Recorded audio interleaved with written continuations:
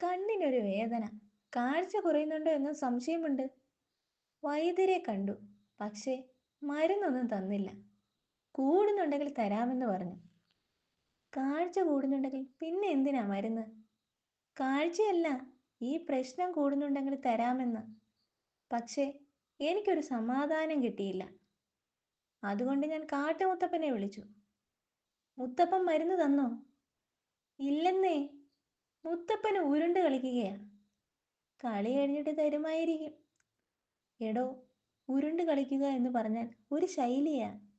അങ്ങുമിങ്ങും തൊടാതെ ഉഴപ്പുകയാണെന്ന അർത്ഥം. ശരിയാ.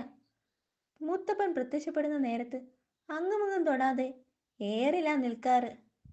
ഷു, തന്നോടൊന്നും പറഞ്ഞിട്ട് കാര്യമില്ല. മുത്തപ്പൻ വന്നപ്പോൾ വെളിച്ചം കുറവായിരുന്നു. അതിൻ്റെ പ്രശ്നവും കാണും. എപ്പോഴാ കാട്ടുമുത്തപ്പൻ വന്നത്? ഉച്ചയ്ക്ക് മുൻപാ. എന്നിട്ടും വെളിച്ചം കുറവോ? എവിടെയായിരുന്നു കാട്ടുമുത്തപ്പനെ വിളിച്ചത്?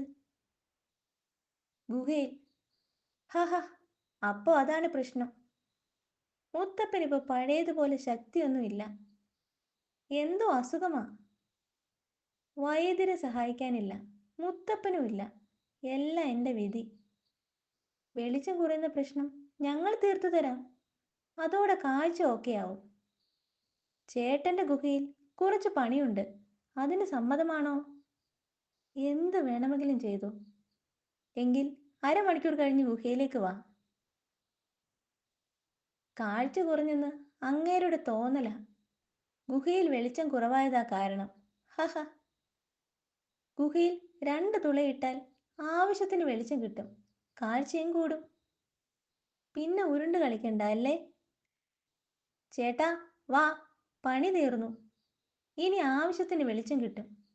ഏ, എന്തിനാ ഗുഹ തുളച്ചത്? വെളിച്ചം കുറവാണെന്നല്ലേ പറഞ്ഞത്? തുള വഴി വെളിച്ചം.